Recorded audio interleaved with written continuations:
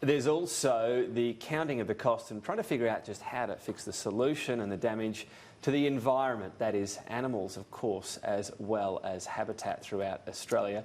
Joining me now is the Environment Minister Sussan Ley for more on this. Thanks for your time today. Pleasure to be with you, Tom. So you're talking to a whole lot of experts here today in Canberra. I guess the first thing is to get across the scope of the problem. We've seen reports of 1 billion or more animals killed in this crisis, and that's not including insects and so on. Have you got a handle for the size of animals and habitat so far? We're getting that rapidly, that's right, Tom. I've stepped out of my expert panel convened by Threatened Species Commissioner Sally Box, and to listen to the scientists and ecologists around the table gives me real hope that there is so much we can do.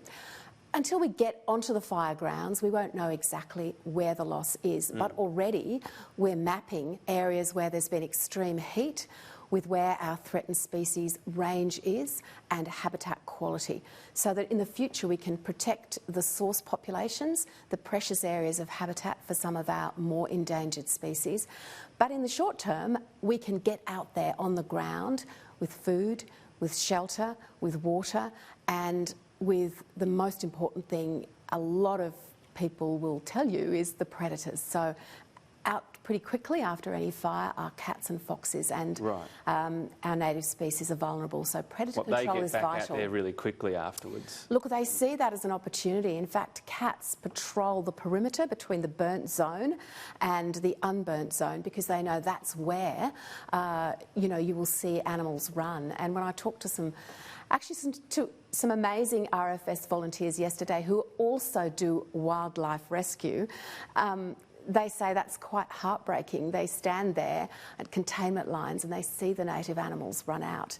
Now, we know it's an ecological tragedy, but we also know there are things we can do. So part of our $50 million package that the Treasurer and I announced on Monday is about addressing exactly what we can do in the short term, but then how we can build habitat, reconstruct the areas that we've seen lost, and support our vulnerable and precious native species. So we know some parts of the bush regenerate really well, as long as it hasn't been another fire through recently.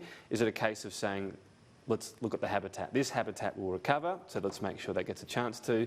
This might not. Do we need to section off another part of the environment where that habitat can be replaced? Is that the sort of thing that will happen? Well, indeed, but it's detecting the areas of unburnt habitat within the burnt. So I was in the back of Port Macquarie with local member Pat Conahan the other day, and what we saw was some pretty hopeful results. So not all the crowns of the trees have burnt. In areas where there are refuges, New South Wales National Parks has put out water and cameras, and they're actually seeing some amazing animals coming out of the burnt zone. We know they're still there. So we're bringing now the best science and the best ecology to work out how we protect them from predators and exactly identify those areas of habitat, fence them off. And look, I've got a review of the EPBC Act going right now, and we will talk to Graham Samuel, who's conducting that review, about using some of the wisdom to make sure that in protecting threatened species, we are right there when it comes to that intersection between human development, the natural world, and wildlife. Is the aim after this fire response, whatever happens, whatever's happened to the natural landscape, you say some might sort of be okay still, but there won't be a net loss of habitat for these species? There will be a net loss of habitat, and we're just mapping that now. But can that be replaced? You say, well, this has been lost, we might be able to section off another area, or there's going to be a net loss recovery? Yes, we can do that, but as our scientists will say, this recovery is a marathon, not a sprint. So there are urgent actions, we're getting on with those. But longer term, we need to build habitat, and we need to take into account the habitat that's been lost. But we know that where our threatened species range has been reduced, we can build that back up. Is that, when you say longer term we need to build that back up, how does that butt up against land clearing though? I mean, when you talk to groups, particularly towards koalas, they say there's still land clearing in New South Wales that's happening for these populations. State governments need to consider that. State governments who are largely responsible for these policies will take that into account.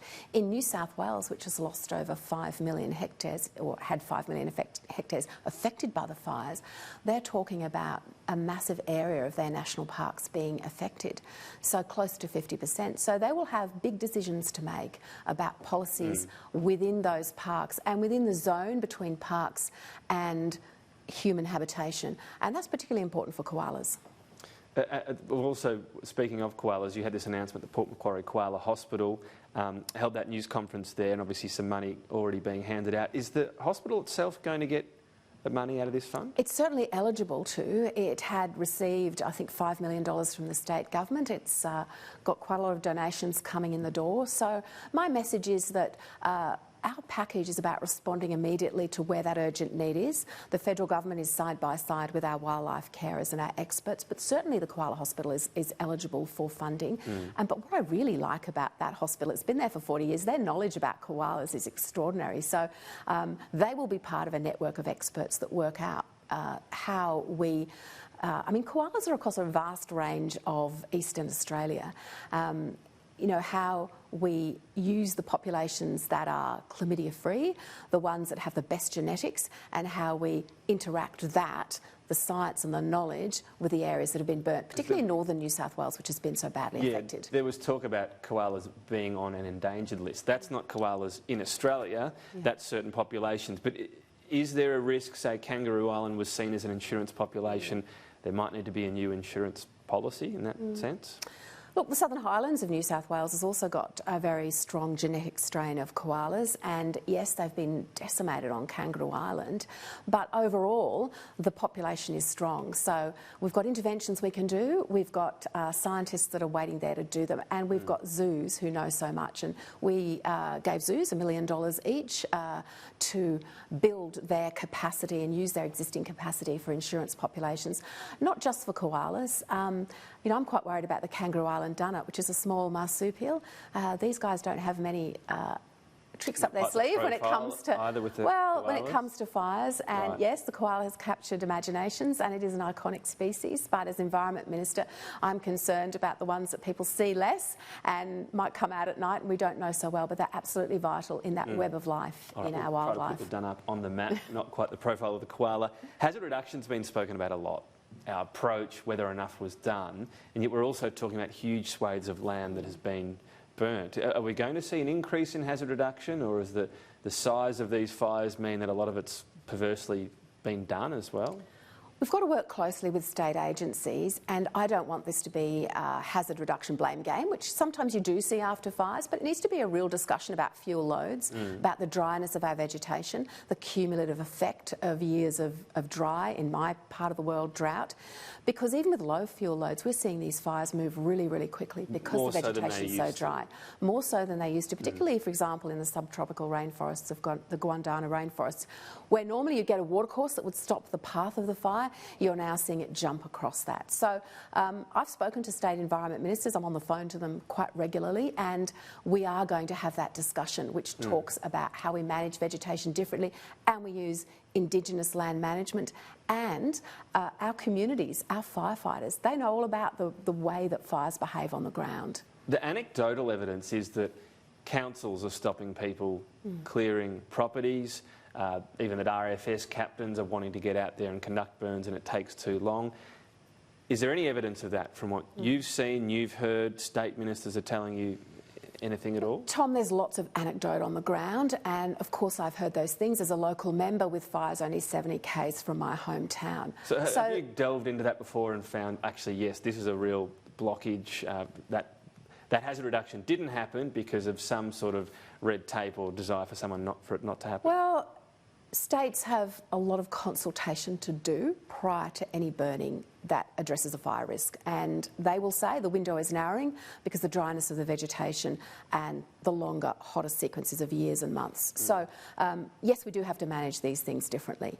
I'm not here in the Commonwealth to start pointing the finger and saying these things should have been done differently, but what I am saying is things need to be done differently in the future, and they need to be part of that conversation. I wanted to ask you finally, amongst all of this, do you think there should be a serious consideration by the Morrison government to increase emissions reduction targets?